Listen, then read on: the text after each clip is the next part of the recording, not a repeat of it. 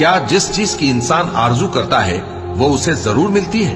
सो आखिरत और दुनिया तो अल्लाह ही के हाथ में है।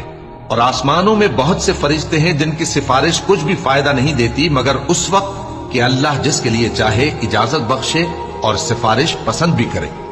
जो लोग आखिरत पर ईमान नहीं लाते वो फरिश्तों को लड़कियों के नाम से मौसूम करते हैं, हालांकि उनको इसकी कुछ खबर नहीं। वो सिर्फ ख्यालो गुमान पर चलते हैं, जबकि ख्यालो गुमान हक के मुकाबले में कुछ काम नहीं आता।